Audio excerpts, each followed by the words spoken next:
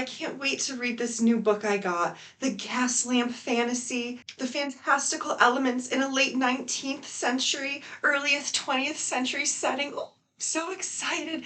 The clothes, the romance, the lack of technology with the romanticized twirl of fantasy and magic.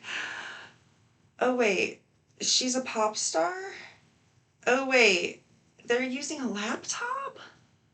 Hello there. I am a multi-genre independent author, Margot Primrose for all things romantic and swoon-worthy, and TR Slauf for all things dark, gory, and depressing. Here we talk about anything and everything affecting the book community, and you get my thoughts unscripted. Alright, y'all. Today is going to be geared a little bit more towards the author section than the reader section, but I think everybody can appreciate what we're about to talk about. Book categories. Love them, hate them, no idea what they are. They're important. Why are book categories important and why am I making this video?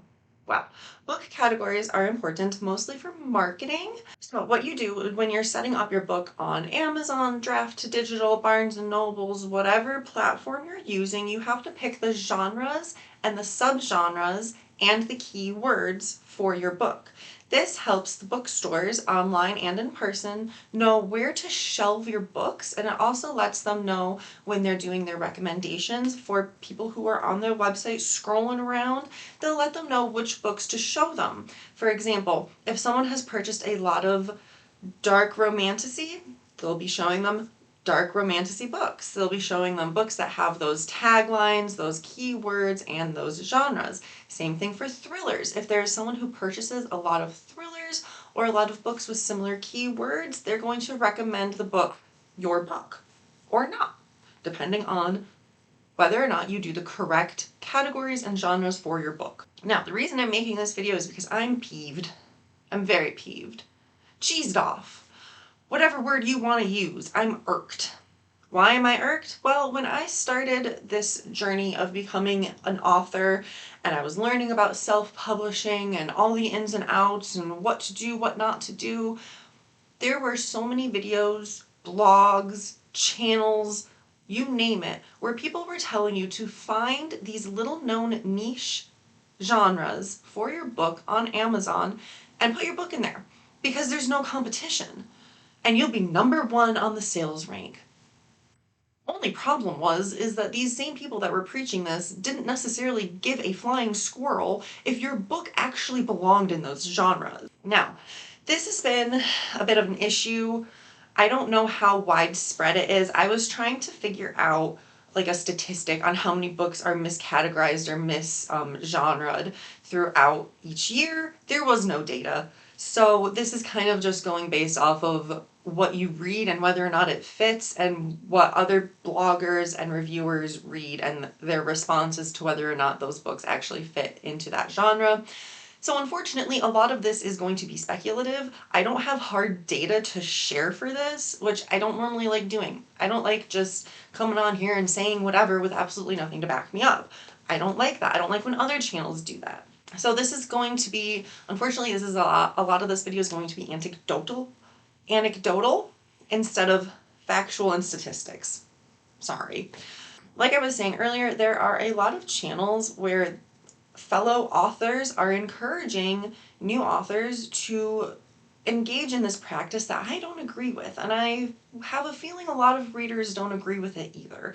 You go to pick up a book thinking, oh, this is going to be gas lamp, this is going to be Victorian era, or you're thinking, oh, this is a dark fantasy, it's going to be gritty and there's going to be elements of horror and it's going to be really just in there.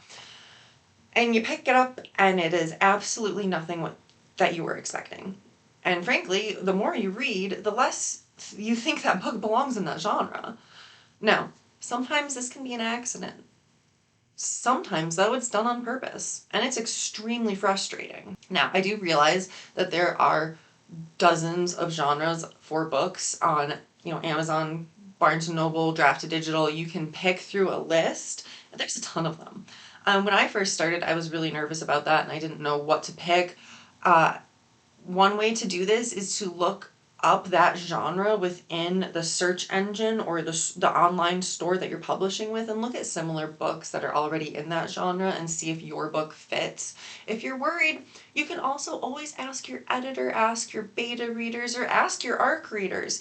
These people should be able to help you kind of have a compass a little bit if you're not sure. Now, some books do transcend genres. Some books are in multiple genres. That's okay. Some of them are mashups or blends. That's great. I actually personally really love it when books go across a couple different genres. You know, you get some thriller, you get some romance, you blend it together. It's really exciting and fresh, right? But if you're putting your book in thriller and it's a coffee shop romance, what are you doing? You're going to upset readers when this happens. This actually happened to me recently. There was an ARC I read.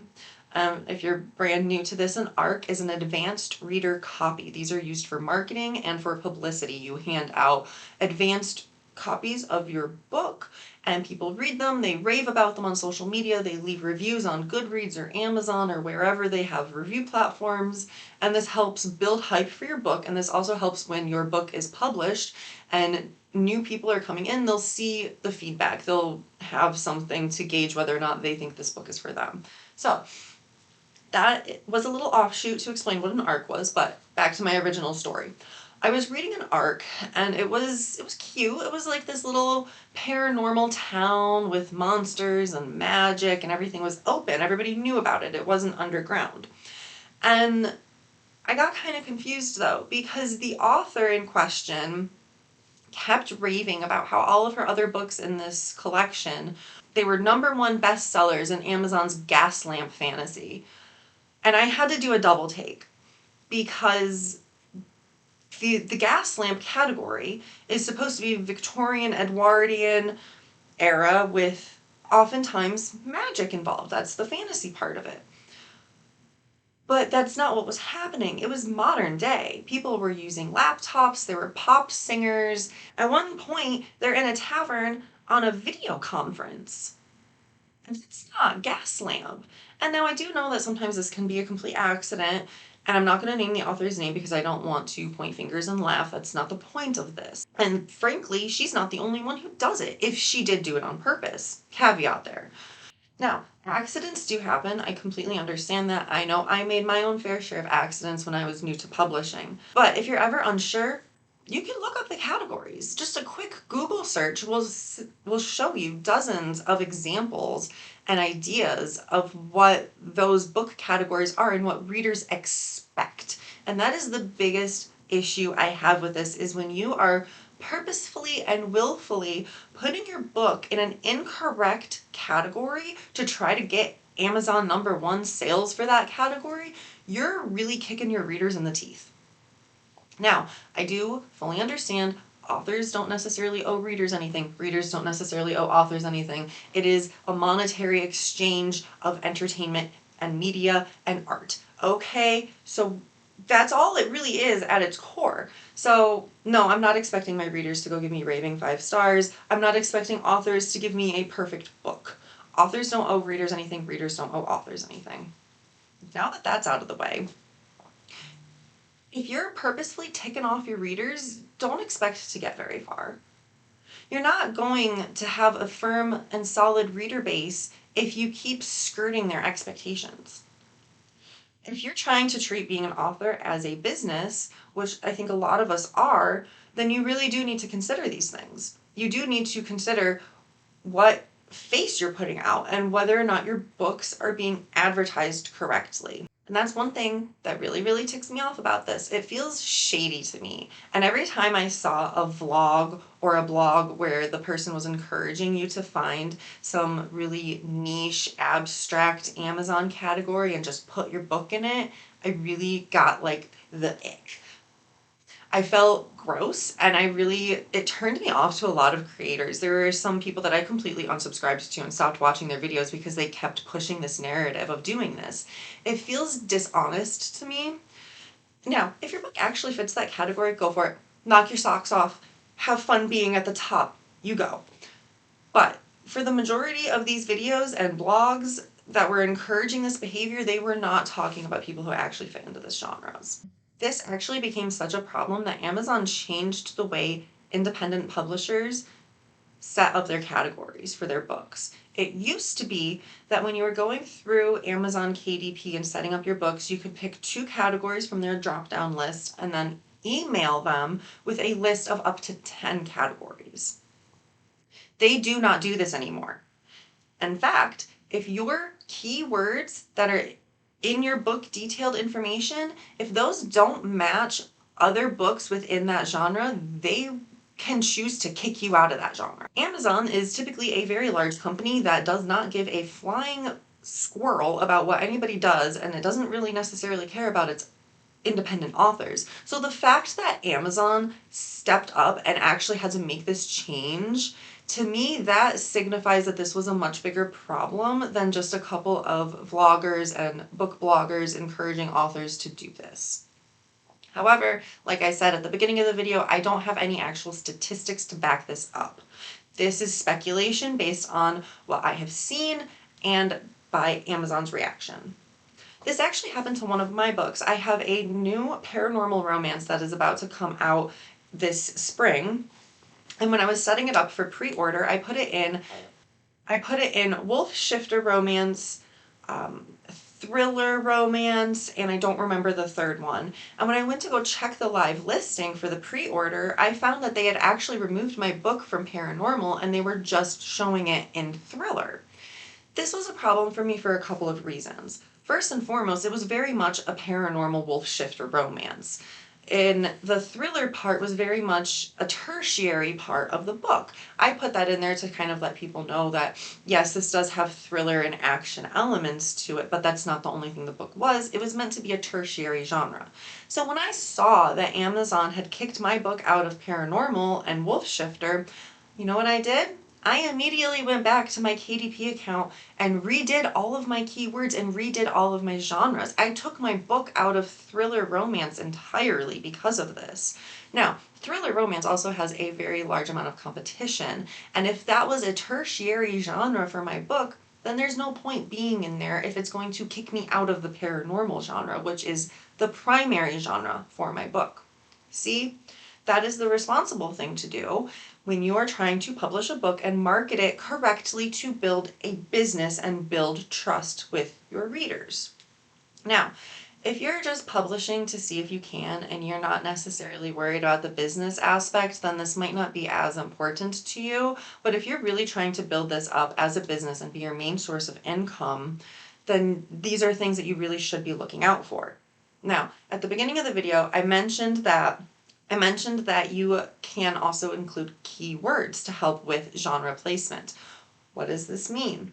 When you're going through and filling out your book on any platform, be it Amazon, Barnes & Noble, Draft to Digital, or Ingram, you will have a section where they will ask you for keywords. Now, the different publishing platforms, this will look different. If you're publishing through Amazon, they have a certain number of boxes. I think it's 8 or 7 boxes that have character limits, and that is where you fill in your individual keywords. Now, when I was going through and looking at like Ingram and Draft to Digital, it's just one big box and you just write all the keywords with a comma between them. It's a comma or a semicolon, I don't remember off the top of my head. These keywords are important and they can change throughout the life of your book because we all know from social media being so present in all of our lives, things change, things fluctuate. So it's not uncommon to every few months go through and double check your keywords and change them and freshen them up to keep them relevant. So despite the fact that people are always talking about book genres primarily, that does not mean that keywords are not as important as the genre that you put your book under. If anything, with these new changes to Amazon and how people search for books, they're just as important. Now, if you're struggling with what keywords to use, that's understandable. It's very overwhelming when you're first starting, and if you don't have any tools or resources or fellow authors to ask, this can really feel very, very daunting. So what do? Well, if you're publishing online, you have access to the internet. Any type of independent publishing, you have to upload it via email, or you have to upload it via the World Wide Web. So if you have access to the internet, go on Google, go into incognito mode so that way Google won't be influenced by your search history. In that incognito mode, just start typing things that you think might be keywords or things that you think might be relevant to your book and see what happens, see what comes up.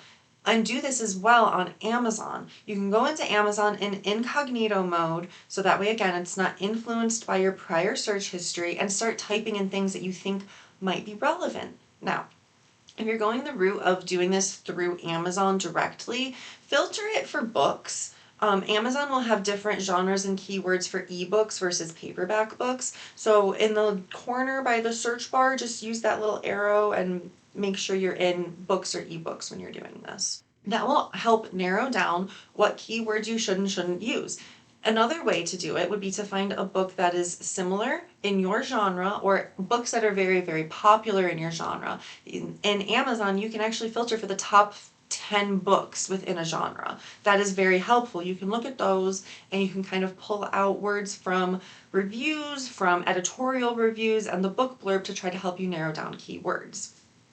Now, you can also just Google keywords for a fantasy book or keywords for a thriller or whatever your book is. You can do that. Now, this isn't going to necessarily be as accurate, and like I said, keywords do change, trends change, what's popular is going to fluctuate. That doesn't mean these words are no longer relevant to your book, it just means that they're not what's poppin'. So one tool that I personally like to use for this is Publisher Rocket. KDP Publisher Rocket, I think is what it's called. I'll put a link below because this company actually has their own YouTube channel where they go through and they walk through all the different changes and updates, but they also have their own software that you can download. Now, you're probably sitting there thinking, oh, great, another yearly subscription, another monthly subscription that I have to pay for before I can even start making money on my books. That's what I thought too when I first heard of Publisher Rocket, but after I found out, I did some digging and I talked to some fellow authors. Publisher Rocket is a one-time fee.